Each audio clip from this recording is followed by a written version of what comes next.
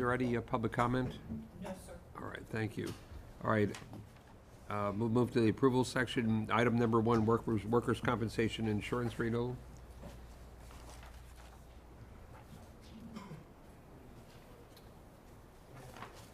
Good afternoon, y'all. Jarrett Bridges with Turner & Associates. I've been blessed to work with you guys since the inception of the JWSC. I've got a packet. I don't know if it'll show up on the board. It will. It will. Ms. Janice is getting there. So kind of what I want you to see is in your packet, you've kind of got a little layout like this. Right. And what I've done is in this document, you can see that the cost off the wages in 2023, the current term we're in, is $234,613. The renewal premium that we have is $240,180. So it's a 2.37% increase, $5,567. I will make a note, this is a typo. This number should be 1.58.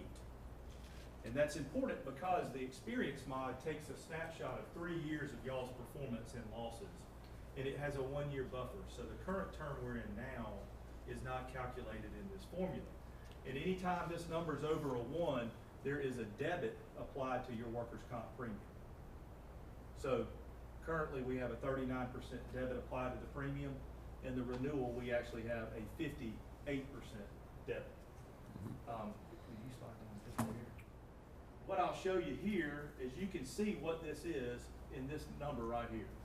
So that's a 58% debit of $122,000, which is a lot of money, based off our loss performance.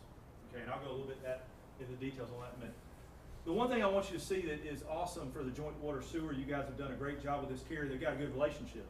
We're able to get a credit of 15%, which is normally abnormal with losses, but we negotiated that. So we are kind of offsetting this increase by having that credit applied of 15%, which is a blessing.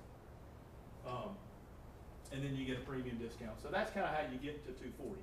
I wanted us to pay attention to this number mainly because the increase of $5,567 could have been a lot worse. Right? I mean, it could have been a $35,000 to $40,000 increase. If you flip over on our next slide, you'll see here, this is a spreadsheet using 2024 payrolls and a lot of historical data. This is true data that's been with the joint water sewer. We were in a relationship for 11 years with Zenith that we transitioned out of in 2022 to National Liability and Fire. And the reason why I like this chart is it shows base rates by these codes, which is kind of the scope of work or the lanes of the work done by the labor team here. And it shows experience mod, and it shows losses, and it shows a thing called a loss ratio. A loss ratio is the losses divided by the premium. A loss ratio over 60% in the insurance calculations usually is a loser for the insurance company. So they're really looking at this, if they're able to make money in workers' comp, and you can see the years we did well, right? And you can see this number here is a true number of $677,000 in losses. We left Zenith, I said this last year, we left them at the right time. Because at the time we left them, this number wasn't at this elevated to this point. You can see in 2022, our first year with National Liability and Fire, we had $257,000 in losses. Loss ratio of 126%, losing money. The current term, we have 43,217 losses, so good so far. We just got to finish strong. So what I want you to see here is this number 240 is lower than the Zenith years. Our mod is higher, but the rates are better, and we're having more competitive pricing than we had, 324, 254, 260 versus 240. So we have a really good, aggressively priced deal. Jeffrey, I don't think has any challenges with the service structure of National Liability and Fire. They've done a good job on our claims, but we've got to keep pushing safety, the culture, and really performance, y'all. We're gonna have losses, but if the management team values safety, that's one thing, but we've got to have every person working here to value the importance of it. Because I look back at the previous page before, to me, This number right here on this experience mod is lost profit or investment for the JWSC to invest in other things. This is the amount that we are having to overpay because of our claims history being, and our mod being above a 1. Does that, I know it's kind of complicated, I don't want to get too nerdy into it, but this is, to me, I tell a lot of clients, that's profit that you can get back. So good performance, that money can be achieved over time. If we drive this mod down and perform better, that goes away. And a couple of things we're doing around that. One thing as you're aware, we've had a significant amount of turnover in the past 3 years at our organization. Job market's been fluid for the last 3 years, and we've had a lot of turnover in that. So we're working better on our front end to train people the right way to do it. We are now going through doing internal training on repetitive tasks more efficiently, and we've also added safety is a category they are scored on their performance appraisal as of July 1st. So if they have any safety incidents, and it's not just that they had an incident, that their supervisor doesn't feel they work in a safe manner, it will be reflected on their performance appraisal annually as well, which I think seeing that score in black and white every year when they get their performance appraisal is going to drive that home for them. Yeah, exactly. Just one comment on the 122,000. Since we can't have profit because we're a nonprofit organization, money could go to other things to help the system. Different upgrades, etc. Certainly. This is just the final page, kind of, for some of y'all know, I think Commissioner Watson, you're new on the board. Yes. This is the history. So this dates back to when the JWSC started. And I like this page because you see number of claims, total losses, you see the premium, and obviously the final piece of it is the payroll that was audited payroll that year. I have highlighted in yellow, and then that 18 is over 60, but some bigger years that had tougher losses. Obviously we started off on a tough hit right out of the gate back in 08. But this is a typo, there should be a 0 added in there. What I wanted you to see is the current experience mod is using the data right here in this window of 2020, 21, and 22. This snapshot. This is the lag year. This will impact 2025. So next year, going forward, when we have this meeting, instead of the data being covering these 3 years, it's going to cover these 3 years. So we'll still have the one with the higher amount. Oh yeah. So We are going to ride with this for 1 more year, and then we'll and then we'll he'll drop fall down. off. And this guy will be our big one. Yeah. Riding down a little bit lower, the trends. Historically, dating back to 2008, we averaged 14.13 claims a year. Total losses per year, 146,789. Average premium per year, $212,591. Skewed a little bit because year 1 was pretty like $3 million in payroll and $85,000 in premium. Yeah. That average loss ratio is 69%. That tells you probably why the mod's above a 1. And this one skews it big time. That's pretty big year claims. Our 2023 and 22 large claims got a back injury at 48,000. Date of loss was in March 14th. We got somebody fell down the stairs at an aeration basin. That's basin, not basis. I apologize. $203,000 claim, and then we had a cut foot on a trench cutting a pipe in April of 33. We also had a large traffic accident claim as well. Ran into a tree. That was in 2021. That was 21? Okay. 2021 we had, I don't have that data on there, but what makes up $610,000 of claims is an auto driving the tree at $217,000. Somebody fell in the back of a truck with a shoulder and a leg injury at $110, and then we had a back injury from shoveling that's $166. That's $166,000. Driving into the tree, wouldn't that be under auto insurance? He was driving, and it was an accident that he was involved in, just him. He passed out and hit a tree. Yeah, I understand that. So that injury's covered under workers' comp. So kind of. Are these guys that got hurt, are they still working or they? Most of them are still working. Most of them are still working. Light duty and return to work. They'll come back on light duty typically until they get a clean bill of health, well, that's a poor way of saying it, till they get released for regular duty, and then they go back to work. Yes. So, my recommendation is to renew with the National Liability and Fire. 2% increase, I don't think is bad at all for the way that we performed the first year with them, 200,000 in losses. Their rates have dropped again this year. They're giving us scheduled credit, which is a blessing, and we've got that mod at 1.58. So I think it's a really solid deal. And I think you guys have done a good job, obviously, working with Jeffrey and with the claims adjusters and risk control and all that. If you didn't do a good job on that angle, then that price, we wouldn't be getting credit and stuff. So I do want to make kudos to the team. I know that mod is elevated at 1.58, but we're trying. Question? Do we use nurse case managers to work with some of these employees to get them back to work? Or? That is something that the carrier does in specific cases. I can think of 2 of those big ones from the 600 year that have nurse case managers on them, but that's something that the carrier employs. All right, any more questions? No?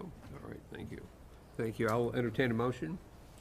I'll move that the Finance Committee recommend the full commission approve the purchase of workers' comp insurance coverage with National Liability and Fire for the policy year 2024 to 2025 in the amount of $240,180. I'll second the motion. Oh, thank you, Ben. All right, any other questions? All right, all those in favor signify. Okay, that passes 3-0. All right, item 2, which is minutes from the October 18th Finance Committee meeting. I'll entertain a motion to accept the I'll minutes. make a motion that we approve the minutes as presented. All right, and I'll second that. All those in favor? Okay, 3-0. Okay, item 3, the gift cards. Good afternoon. Well, calendar year 2023 is rapidly coming to a close, so the holiday season is upon us. In past years, the Joint Water and Sewer Commission has shown its appreciation and thanks to its employees by giving them a gift card each year around Christmas time. This is an annually budgeted expense, and this year we're looking to purchase 135 gift cards, $100 gift card each, for a total of $13,500. And we're asking the Finance Committee to approve this and recommend to the full commission. Yeah, I will say, in previous years, we have not done $100. Last year, the recommendation was $50, and we went to $75 here in the meeting. And discussion with a couple of the commissioners that had called and asked questions about things of potentially presenting $100 this year for your consideration. So it was 75 last It year. was 75 last year. 50 the year before. The 1.5 was 25, yes, sir. So we have increased this. It's much appreciated by staff, certainly. So, I noticed the city of Brunswick does 100 for their staff. yeah. We outshine every group in this county, so I think we're There you great. go.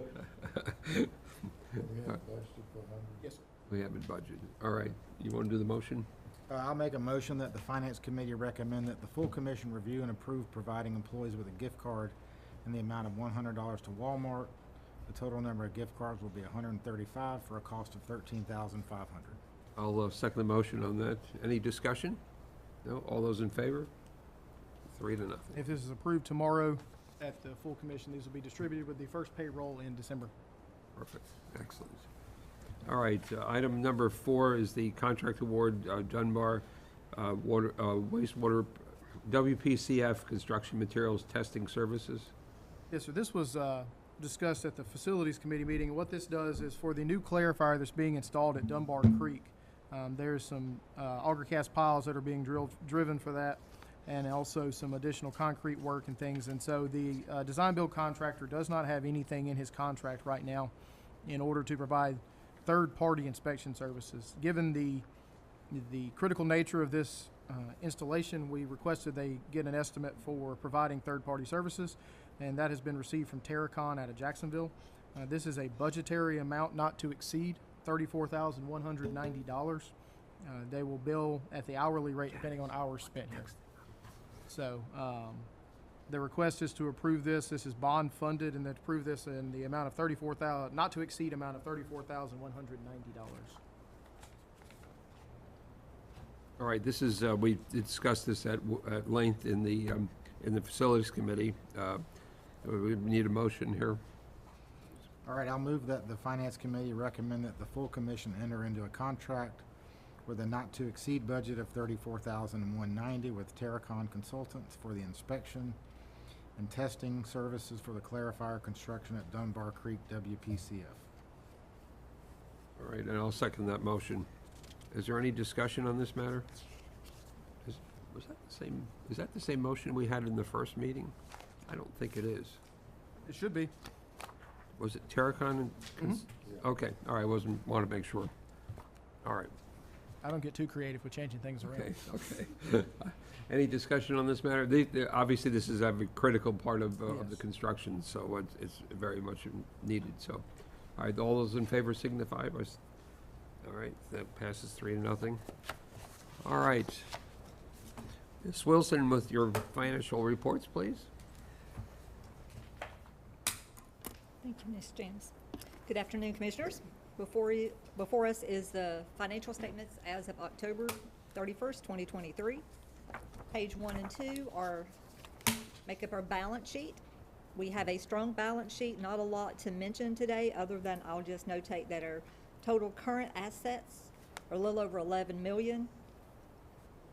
Our total current liabilities at 9.8. For total assets is 266 million, almost 267, and our total liabilities 81, almost 82 million. So that's a strong balance sheet. Any questions on the balance sheet? Okay, page 3. Summary revenue. Highlighted over on the left, our sewer revenues are on a percentage basis for budget 36.07. Water revenues, 37.15, debt charges at 33.72, administrative fees at 33.79. This gives us the operating revenue of over the projected budget of $769,592. As you can notice, $635,000 of that is on the interest income from our investments. And other income makes up $254,000 of that. Net operating, I'm sorry, This is for 5 months, right? 4 months. 4 months, 4 months, yeah. through October 31st. We made $760,000 more than we spent. More than budgeted revenues. And we budgeted low last year. Yes, Why is that? How did we budget? because we budgeted based on the market at the time. Because of the interest. Yes. Interest is a huge piece of that. What about water revenues and sewer revenues? Are they up? Water revenues are up 54,000 for the year. About in line where we were at last year. Sewer revenues are down. That is hugely due to the Pinova plant closure. Yeah. And Mr. Owens did mention that the interest income, any of the unrealized gains and losses also have to show up through the interest income. And we do that on a monthly basis now. Right. Net operating revenue, we are over budget by $477,000.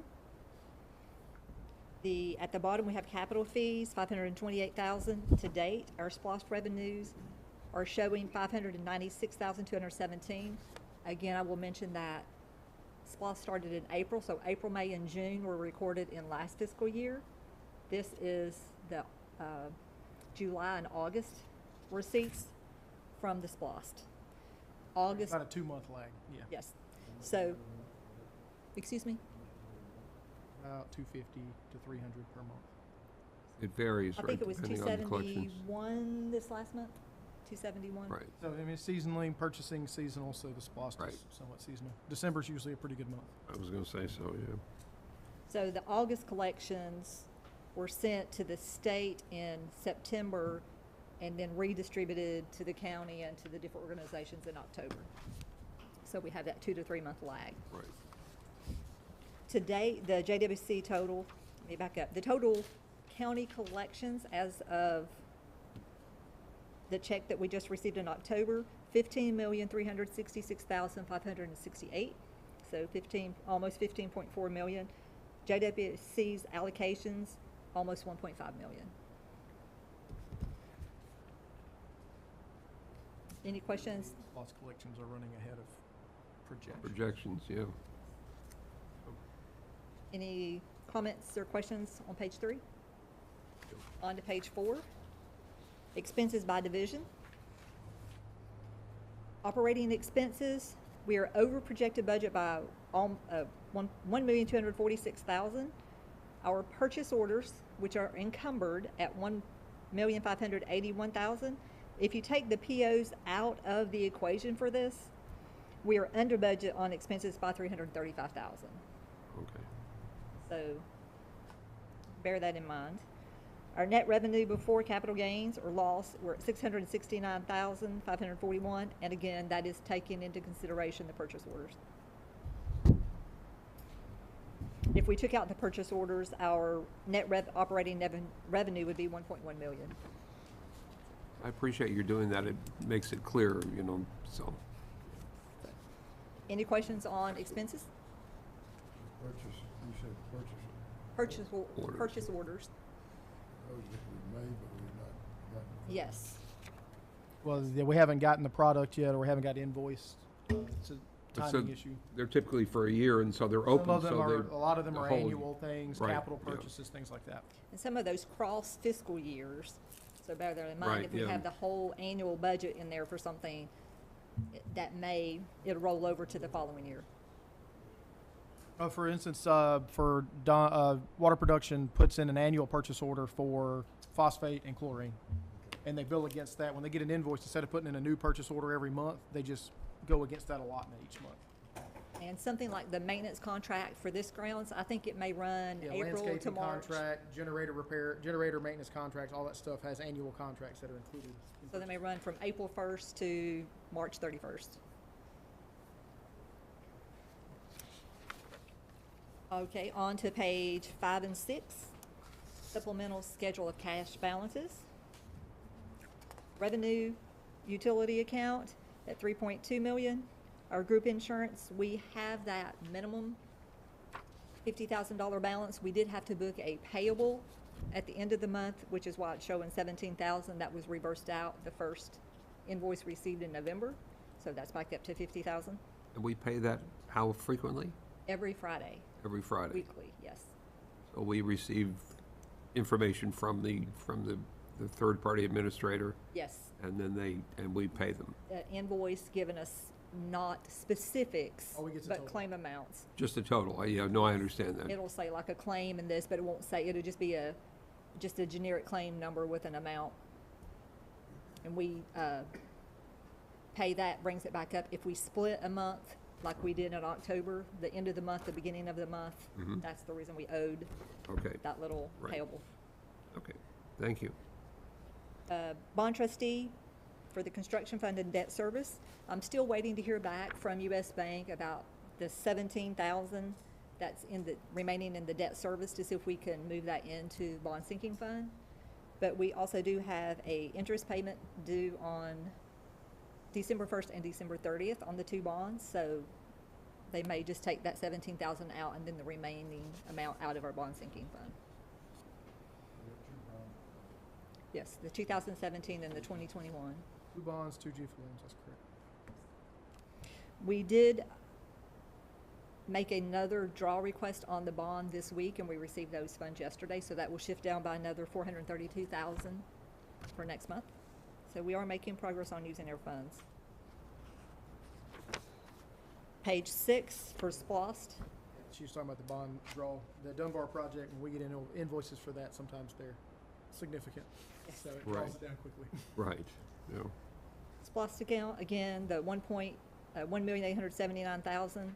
That is the current funds from the 2022 SPLOST collection, plus I think 179,000, 180,000 from a previous collection that's sitting there that makes up that amount.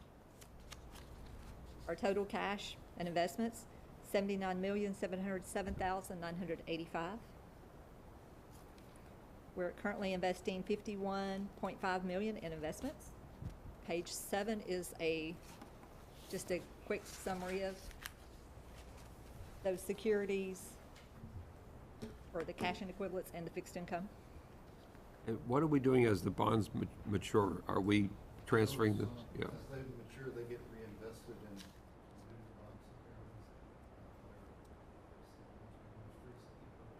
yielding anywhere between 4.6 and 5%.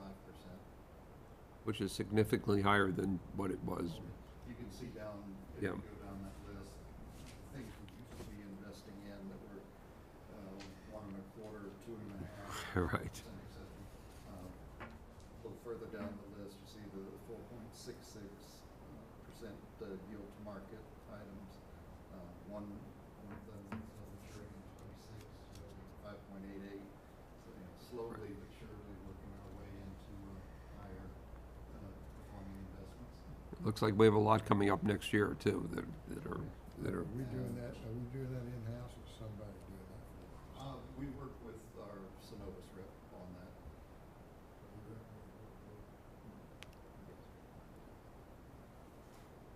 Dave has been instrumental in getting this process much more streamlined than what it had Yeah. been, so kudos to him for that work. And fortunately, the bond market has been pretty favorable. Yeah, makes it pretty easy when the I was bond gonna say, market's doing right. what it's doing right now, right? I could take all the credit and say I'm a financial genius, but circumstances have been quite favorable. I think there's a lot of financial advisors losing their jobs this year. It's pretty straightforward. 5.5 from the government. Right, Why do you need them, that's right, exactly, so, well, thank you. Any questions on the investments? On to page 8 and 9, our project report as of October 31st, 2023. We are making some progress on our projects. The total of expenses to date is a little over 4 million. Nope, I take that back. 3,864,000. The project at the bottom, project 2014, was completed last fiscal year, so the expenses are on that fiscal year. But we had to wait to capitalize it until we received all of the record drawings and everything was complete. Then we capitalized the expenses. So that has been done as of October 31st. It's been on our fixed asset register. The budget was $500,000. There was $323,430 in expenses, so that came in under budget by $176,569. I'll remind y'all on that project, we bid that out, got unfavorable bids, did the project internally for the 323 versus the original bid price was over 900. Yeah, I remember that, yes. That's pretty significant. I will note that we have a total of encumbrances plus remaining balances on contracts is a little over $64 million. Please bear in mind that some of these contracts are multiple years and multiple phases that we're working through. Page 9, again, just a snapshot of where the expenses are being funded from each of our reserves. A little over 1.4 from R&R. Capital improvement is 93,000. SPLOST, One invoice on the SPOS thus far. yeah, $2,676. DFA projects, $722,000. Bond projects, $1.6 million. And we do have 2 draws on the DFA projects that we're waiting to receive those funds, but their expenses have already been recorded on the projects. We pay for those and then we get reimbursed those funds. Are we getting close to a final figure for the cost of the meter replacements? Ms. Roberts? Yes, sir, we are. Our closeout should be by the end of this year. Okay, We're actually in the process of having closeout meetings, so we have basically a touch list that we're working through. Mhm. We're tapering that down as we go through. We're doing that every other week now. We expect there to be a final deductive change order at the end of the project to balance the contract. oh, we do, okay, good. Yes, very well, very well Hopefully in done. December, but we'll see. Okay, well, listen, Is there a 1-year warranty on all the meters on completion date? From the installer, Right. on the If you're, install. well, if you're looking for the installation work itself, that's actually a 30-day period while they're here, and then they're committing a crew to stay the additional 30 days after the last installation is complete. But the warranty on the meters is significantly longer than that, so maybe Yeah, have but, a so, but does the contractor give us a 1-year warranty No. too? Contractor is not 30 days after installation. The meter warranties, 20 years, 13 full, 7 prorated. What was it now? 13 full warranty on the meter, 7-year prorated. Is that correct? So 13 years, 7 years. So if the meter, the battery dies and you gotta get it replaced within the first 13 years, they just send you a new meter. If it's after that, you get a percentage of the value of the meter on a prorated basis for the last 7 years. Yes, sir. Any other questions or comments? None. That's it for me. Thank you very much. Thank you. Appreciate it. All right. Does anyone else have any other matters? No? All right. I'll take a motion that we adjourn. Make that motion. All right.